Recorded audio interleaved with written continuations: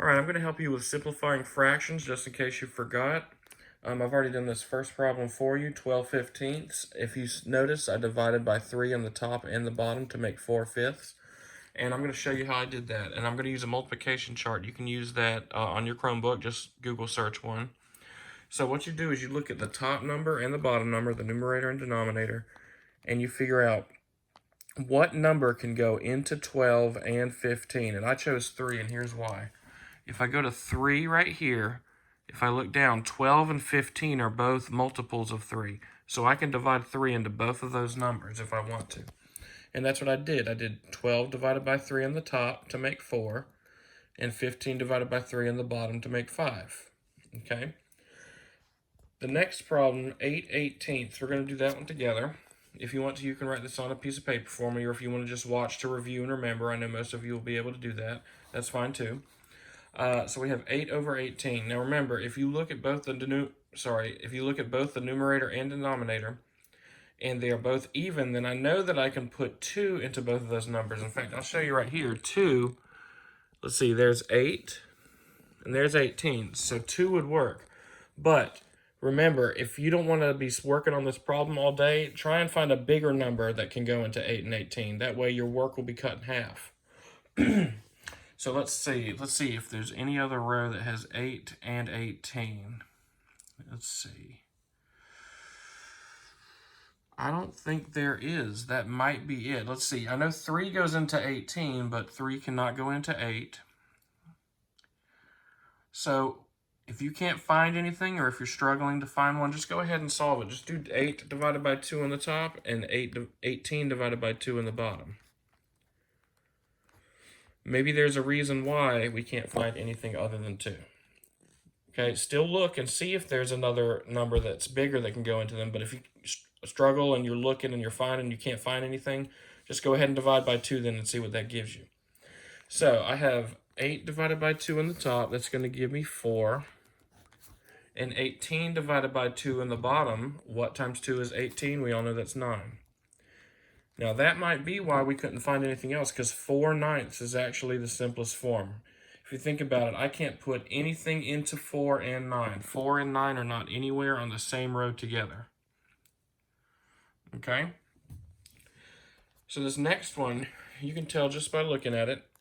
Both the numerator and denominator end in 5, so we know that we can put 5 into both of these numbers. And if I look on number 5, let's see, there's 25 and there's 35. So I'm going to go ahead and divide by 5 because I'm pretty sure that's the only option I have.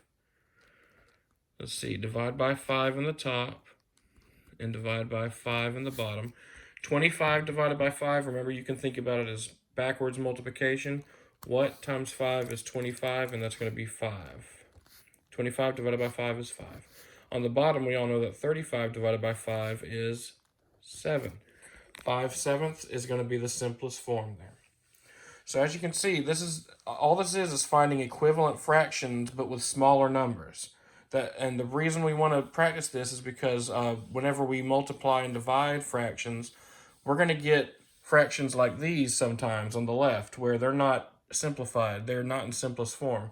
So we need to practice simplifying fractions so that whenever we get our answers for multiplying and dividing fractions, which is easy by the way, that we can simplify them whenever we're ready. All right, this next problem is 42/28. Now just by looking at that, you can tell that this is going to be an improper fraction. It already is an improper fraction. Whenever you practice multiplying fractions this week, you're going to get some answers like this, where the numerator on top is bigger than the denominator on the bottom. So you need to do 2 things to this. First, we need to simplify it, and then we need to change it to a mixed number. And I'm going to show you how to do that in case you forgot. So it really doesn't matter which way you do it. You can do simplest form first and then convert to a mixed fraction second, or you can do convert to a mixed fraction first and then simplifying second. But it's going to be a lot easier for you if you do simplest form first. And what I always tell my students is to make it simple, do simplest form first. Okay?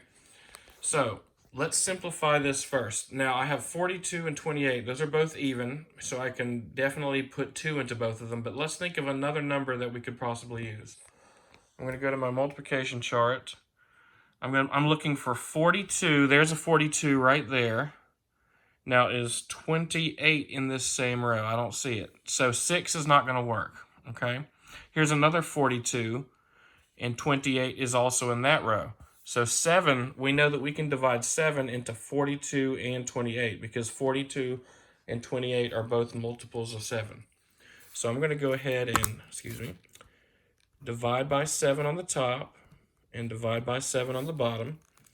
So what times 7 is 42? Well, if you're struggling, come on over here. Let's see, 7 and then 42 is in line with 6. 7 times 6 is 42.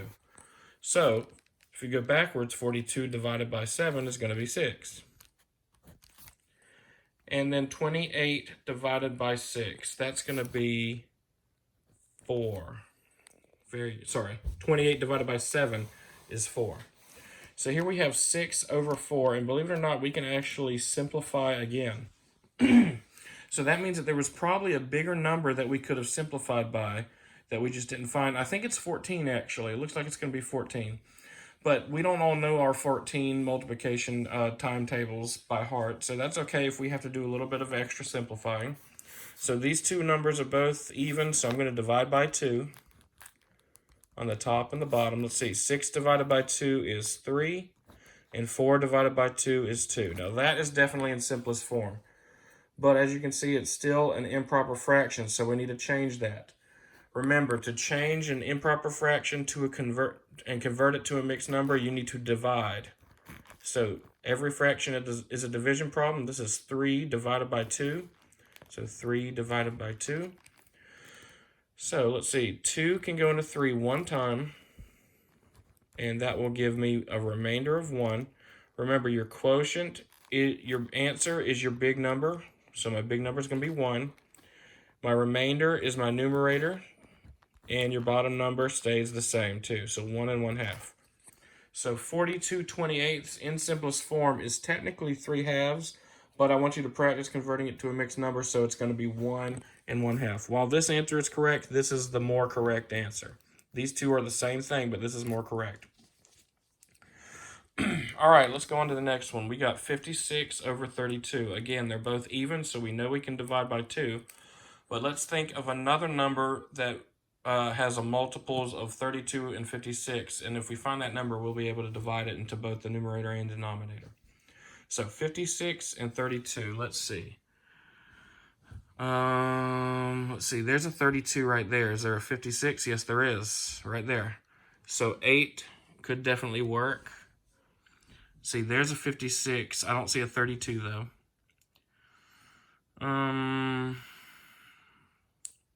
See, there's a 32. I don't see a 56. I believe 56 would be on this row just a little lower. So even if that would work, 4 is less than 8, so we're going to use 8 because that's going to get our job done quicker. So I'm going to divide by 8 this time. Divide by 8 on the top and divide by 8 on the bottom. And let's see, we've got 56 divided by 8. You can see that 8 times 7 is 56. So 56 divided by 8 is going to be 7. 7 times 8 is 56, so 56 divided by 8 is 7. 32 divided by 8, we all know that's going to be 4. All right, that is simplest form. But again, it's an improper fraction, so we're going to have to do what we did over here. We're going to have to divide. Every fraction is a division problem, so this is 7 divided by 4. So I need to do 7 divided by 4. Okay. 4 goes into 7 one time. That's going to be 4 times 1. It's going to give me 4. Subtract, and I'll get 3, a remainder of 3. Again, quotient is the big number. Remainder is the numerator on top, and the bottom number stays the same. So 1 and 1/4 would be my answer there. Again, 7/4 is technically correct. It's in simplest form, but I want you to practice converting to a mixed number, so that is the more correct answer. All right, this last one's going to be pretty fun. Let's see, we got 63 divided by 9. That's the division way to say it. It's actually 63/9 in fraction form. But we are going to have to divide it later. But instead of doing 63 divided by 9, you already know what it is probably, because a lot of you are good at your math facts. We're going to simplify first, and then I'm going to show you a little secret that I've probably already shown you before, I think. So 63 divided by 9, sorry, I keep saying that, it's 63 ninths. We need to find a number that can go into 63 and a number that can go into 9. Let's see, I know that 3 can go into both of these numbers, but 63 is not going to be on here because it's going to be way, way down there. So I need to think of another number. See anywhere where you see 9 and 63 in the same spot. Let's see, I see a 9 and a 63 right here in the 9 row. So we're going to divide by 9. 63 divided by 9 on the top, and 9 divided by 9 on the bottom. So our new fraction, our new simplified fraction is going to be 63 divided by 9, which is, let's see, I don't know. So I'm going to come to my chart. Let's see, here's my 9, and 63 is right here. What number is in line with that? 7. 9 times 7 is 63, okay? So 63 divided by 9 is going to give me 7. All right, and 9 divided by 9, you know this, any number divided by itself is 1, okay? Now, this is important. You can do this 3 different ways. You can do 63 divided by 9, which is going to be 7. You can do 7 divided by 1 to change it to a mixed number, and that's still going to be 7. Or you can already know that any number, any fraction with a 1 in the denominator is a whole number. For example, 3 over 1, that's just the same as 3. 5 over 1, that's the same as 5. Okay? So 7 over 1 is 7. So 63 ninths is actually the same as 7 wholes. And I want you to remember that. All right? That's it.